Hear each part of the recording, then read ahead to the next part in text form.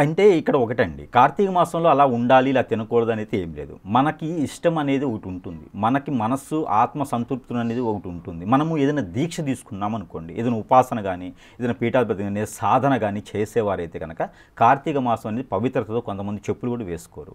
So కొంతమంది ఏంటంటే shaving కూడా చేసుకోరు. వారి యొక్క సిద్ధాంతాన్ని పట్టేసి వారి ఇంటి ఆచార ప్రకారంగా ఉంటుంది. కానీ ఇది పర్టికులర్గా చేయాలి అనేది ఏం లేదండి ఎక్కడను, దానికి అట్లా ఏం ఉండదు.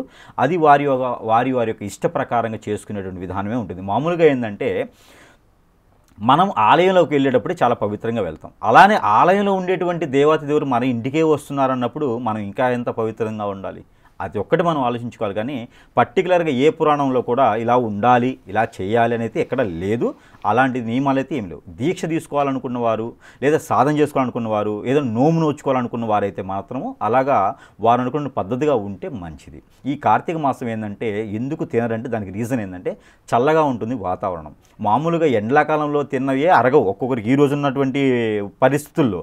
అలాంటి చల్లగా ఉన్నటువంటి వాతావరణంలో కొంచెం హెవీగా తింటే ఏమైందంటే అరగదు, అది ఆరోగ్యం క్షీణిస్తుంది. కాబట్టే ఈ ఒక నియమం చెప్తే వినరు. కాబట్టి కార్తీక మాసంలో తినొద్దు అని చెప్తారు, అంతమించి వేరేం లేదు.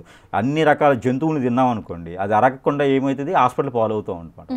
అది వాడికి డబ్బులు పెట్టే కన్నా తినకుండా ఉంటే మంచిది కదా, అది ఆరోగ్యం సహకరించదు. కాబట్టి ఈ యొక్క మాసంలో తింటే చల్లదనానికి అరగదు కాబట్టి అది చెప్తారన్నమాట. ఎవరైనా గట్టిగా ఒక 50 కిలోమీటర్లు పరిగెత్తేవాడు ఉంటే గాడిద బ్లడ్ తాగుతారని చెప్తారు కదా, అలాగే ఒక రోజుకు 50 కిలోమీటర్లు పరిగెత్తేటువంటి ఇమ్యూనిటీ ఉన్నవారు ఏ రోజైనా తినొచ్చు, దానికేం సంబంధం లేదు.